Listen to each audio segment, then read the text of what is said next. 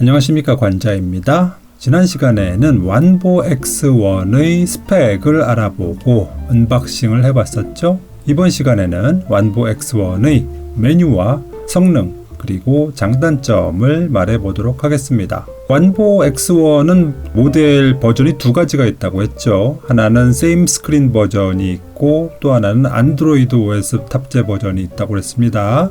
그 중에서 제가 가지고 있는 제품은 same screen 버전이에요.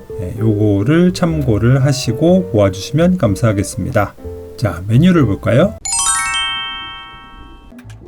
이렇게 전원을 넣으면 완보라는 로고와 함께 아주 빠르게 초기 화면이 로딩이 됩니다. 근데 이걸 딱 보는 순간 라는 생각이 좀 들었어요. 왜냐? 제품의 외관이 너무 멋들어졌기 때문에 뭔가 이 안에 들면 좀 그럴듯한 게 들어있지 않을까? 라는 내심 기대감이 있었거든요. 애플 정도의 UI까지는 아니더라도 뭔가 기존의 중저가형의 그 천편일률적인 그런 UX와는 다른 뭔가가 있지 않을까라고 기대를 했었는데 딱 보는 순간 똑같잖아 라는 생각이 들었어요. 네, 하드웨어의 감성은 애플의 감성일지 모르겠지만 소프트웨어의 감성은 그냥 아주 통상적이고 전형적인 중국산 중저가 빔 프로젝터의 그것입니다. 초기 화면에서 보여지는 메뉴는 미디어 플레이어, HDMI, AV, 그리고 와이파이 디스플레이 이렇게 딱 네 가지 메뉴만 보입니다. 여기서 제일 궁금한 건 바로 이 와이파이 디스플레이겠죠. 다른 통상의 깡통 프로젝터에는 없는 기능이니까 이것부터 한번 시작을 해봅시다. 이게 어떨 때 유용하냐? 와이파이가 없는 환경에서 프로젝터를 사용할 수 있다는 게 아주 커다란 강점이 되겠죠. 즉, 집에 딱히 와이파이 망이 없다고 하더라도 이 프로젝터만 있으면 자신의 핸드폰과 연동을 해서 미러링을 할 수 있다라는 얘기입니다. 한번 보실까요? 자, 이렇게 와이파이 디스플레이 메뉴를 클릭을 하면 이렇게 뭔가 그림과 함께 설명이 쭉 나와요. iOS의 경우에는 무선으로 에어플레이도 가능하고 또 유선 미러링도 가능하다고 하네요. 근데 저는 iOS 기기가 없기 때문에 안드로이드 갤럭시 S4만 가지고 있잖아요. 자, 그럼 이건 어떻게 연결을 할 것이냐?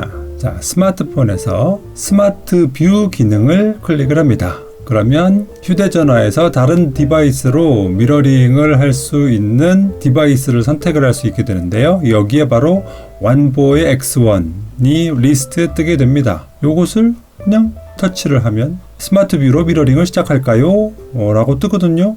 자, 이걸 그냥 지금 시작 누르면 이렇게 미러링이 됩니다. 아주 손쉬워요. 그런데 이 미러링이 뭐가 좋으냐? 보통은 넷플릭스 미러링이 되나요? 안 되죠.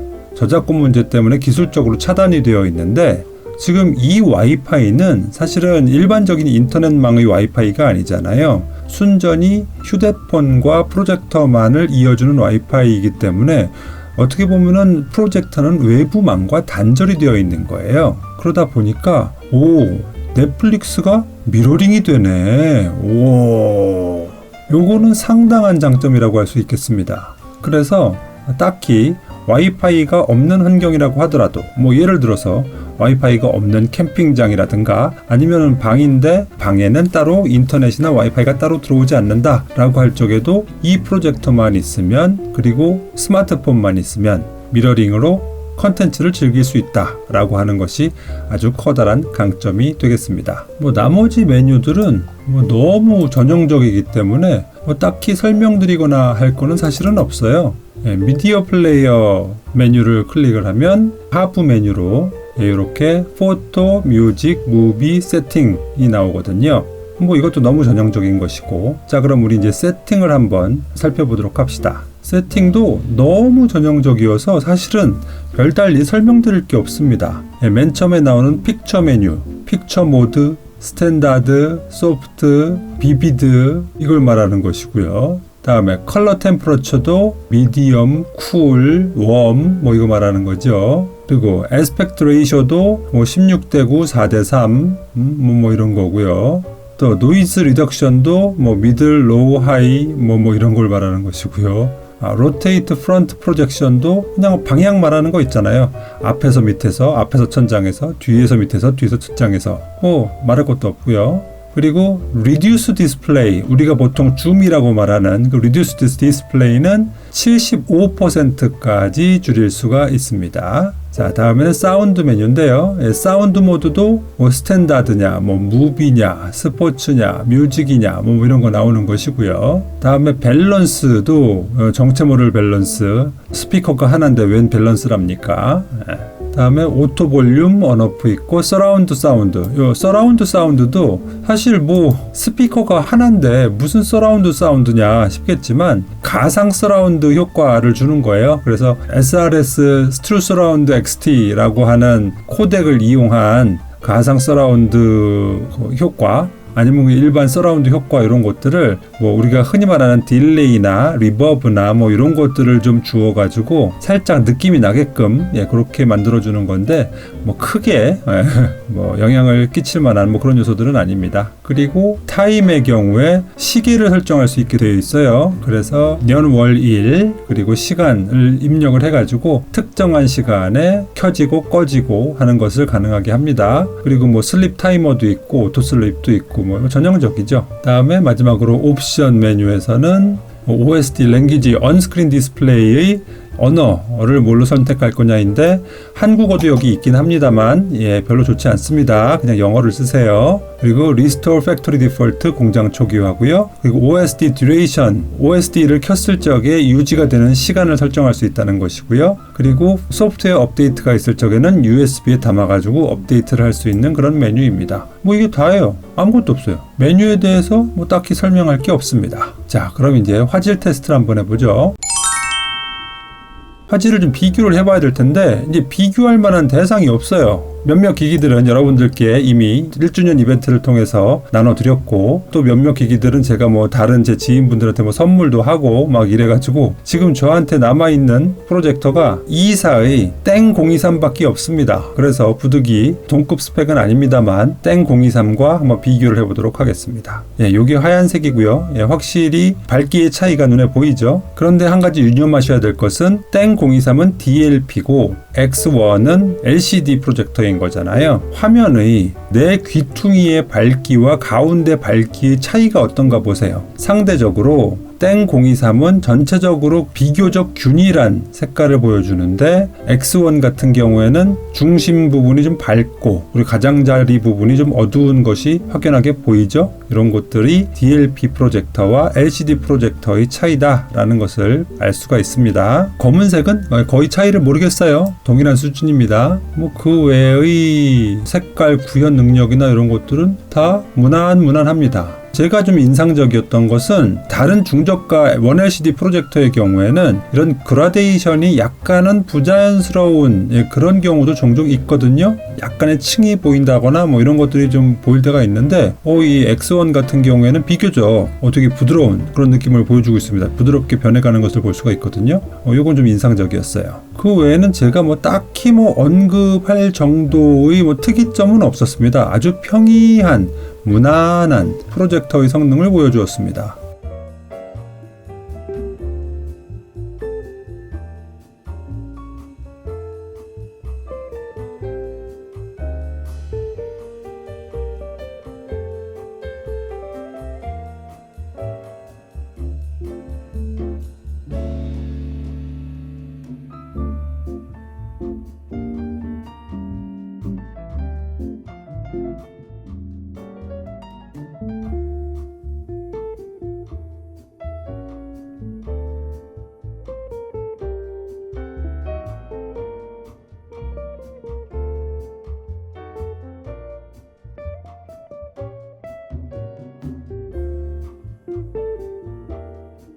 자, 이 그림 같은 경우에는 X1의 다이나믹 레인지가 적당히 중간 값을 잘 잡고 있다는 걸 알 수 있죠. 그래서 뒤편의 어두운 부분에 있는 그림도 어느 정도 잡아주고 있고 또 아주 환한 얼굴도 너무 날아가지 않고 적당하게 잡아주고 있음을 알 수가 있습니다.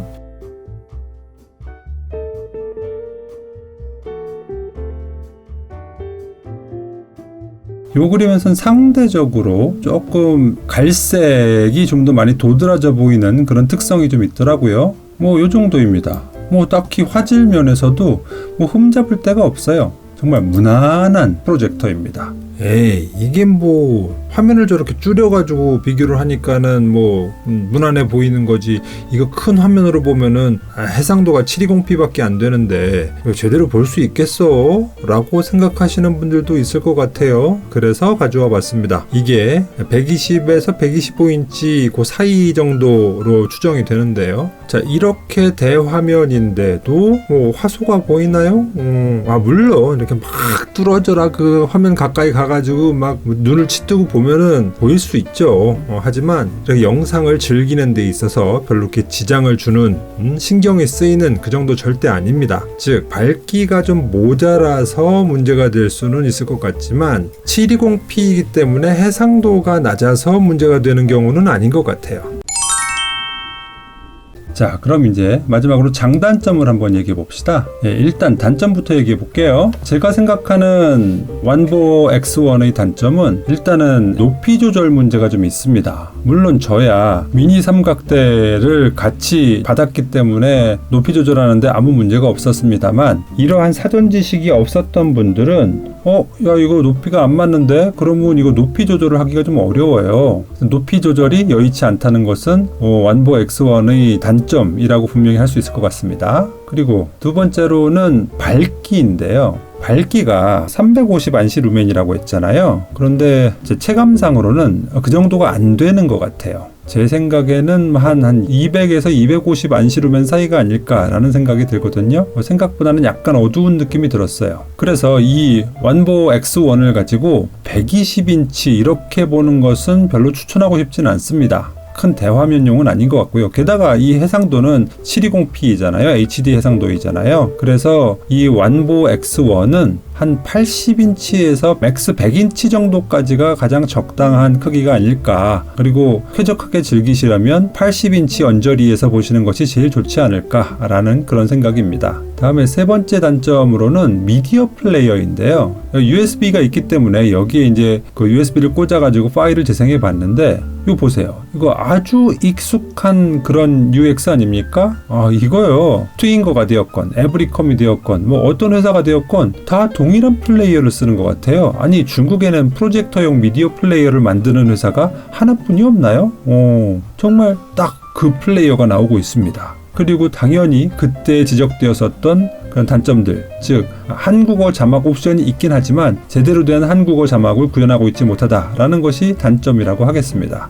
그래서 USB에 파일을 넣고 자체 미디어 플레이어로 재생을 하느니 그냥 스마트폰에 넣어놓고 스마트폰에서 미러링을 하는 편이 훨씬 낫습니다. 네 번째 단점으로는 이 키스톤인데요. 수평 키스톤이 되지 않는다라는 것은 아쉬운 점 정도가 될 거고요. 제가 또 말씀드리고 싶은 건 본체에 붙어 있는 키스톤 휠의 그 동작이 되게 가벼워요. 좀 이렇게 건들건들거린다고 할까? 그래가지고 좀 안정적이지가 못하거든요. 그래서 살짝은 좀 부실한 느낌을 좀 줘요. 그래서 물론 한번 조정해 놓고 보는데 문제는 없습니다만, 기분상 이거 너무 장난스러운데, 너무 거들먹거리는데? 라는 그런 느낌이 좀 들더라고요. 이게 좀 아쉬웠어요. 다음에 다섯 번째 단점으로는 이건 단점은 아니죠. 얘의 생김새가 이런 걸, 그 HDMI 포트와 USB 포트가 하나씩밖에 없는 것이 좀 아쉽습니다. 그래서 여기에 크롬캐스트 4를 꽂으면요, USB 포트에다가 전원을 연결해 보잖아요.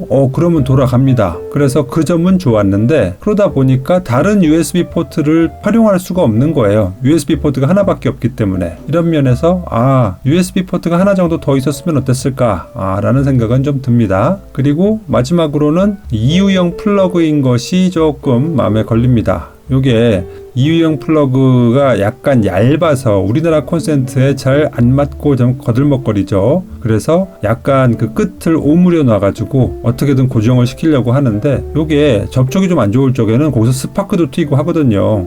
그래서 여러분들께는 그냥 돼지코 하나 사셔가지고 EU형 플러그를 연결할 수 있는 그런 돼지코도 있거든요. 그래서 그거를 사셔가지고 연결해서 쓰시는 게 안전한 사용이 되겠다라는 말씀을 드리고 싶습니다. 자, 이렇게 단점을 장점을 말을 해놓고 나니까는 좀 제가 개면 적죠. 이거 뭐 광고주한테 그 협찬도 받았으면서 이렇게 단점을 많이 얘기해도 되는 거야? 근데 장점이 또 상당합니다. 첫 번째 장점은요, 디자인이죠. 이건 이뻐. 아주 괜찮습니다. 그래서 집안에 이걸 하나 딱 들여놓고 있으면 좀 있어 보이는 느낌이 있습니다. 좋아요. 그리고 두 번째로는 이 세임 스크린 버전의 미러링 기능이 썩 괜찮습니다. 제가 아까 전에 보여드렸죠. 넷플릭스도 미러링이 된다니까요. 그래서 특별히 다른 OTT 박스나 이런 것이 없어도 스마트폰만 있으면 아무 문제 없이 미러링이 가능하다입니다. 그리고 이 미러링은 2.4GHz를 지원을 하는 것이기 때문에 아주 고용량의 파일을 재생하는 데는 좀 버벅임이 있을 것 같아요. 하지만 일반적인 HD급이나 FHD급의 화면을 재생하는 데는 아무 문제가 없을 것으로 판단이 됩니다. 그리고 마지막으로 장점은 스피커예요. 스피커? 왜? 스피커가 3W짜리가 하나 들어있다고 했잖아요. 그런데 이게 음질이 나쁘지 않아요. 그렇다고 우와 이 정도는 아닌데요. 보통들 중저가 프로젝터에서 들어가는 스피커들의 퀄리티에 비해서 좀 더 좋은 수준이 아닌가라는 느낌이 들었어요. 그 사운드가 나름 괜찮았습니다. 물론 제대로 된 사운드를 듣기 위해서는 저는 OTT 박스를 달든 아니면은 오디오 아웃 단자를 통해 가지고 사운드바나 이런 다른 스피커 연결을 하든 해서 제대로 들으시는 것을 추천을 합니다만 그렇지 않고 작은 방에서 그냥 간단하게 즐기실 수 있는 용도로만 쓰신다고 하더라도 이 스피커가 그렇게 나쁜 선택은 아닌 것 같다 라는 생각이 들었어요. 이 정도로 정리를 할 수가 있을 것 같네요. 그리고 여기에 더 말할 수 있는 것은 광군제 때 아주 싸게 살 수 있으면 더 좋잖아요. 그래서 광군제에 얼마만큼 싸게 나올지는 이미 글로벌 프로젝터 스토어에는 나와 있는 것으로 아는데 나중에 광군제 전에 제가 한번 총정리를 좀 해보려고 합니다. 그래서 그때 가격 보시고 괜찮겠다 싶으시면 구매하시는 것도 좋을 것 같아요. 제가 아까 전에도 잠깐 말씀드렸지만 이 완보 X1은 대화면용 프로젝터 아닙니다. 제가 볼 적에는 한 80인치 내외에서 방 같은 데서 간편하게 사용하시는 용도로는 적당할 것 같아요. 그 정도로 사용을 하시면 밝기가 약간 어둡다라는 것도 크게 문제점으로 인식이 안 될 겁니다. 완보 X1 무난한 프로젝터라고 생각이 듭니다. 오늘 컨텐츠도 재밌었다. 그렇구나. 완보 X1에 대해서 장단점을 아주 콕콕 집어가지고 잘 얘기해줬네. 들을만했다, 볼만했다 라는 생각이 드시면 구독, 좋아요, 알림 설정 부탁드리겠습니다. 저는 그럼 또 다음 시간에 찾아뵙도록 하겠습니다. 감사합니다. 누구냐 너? 감자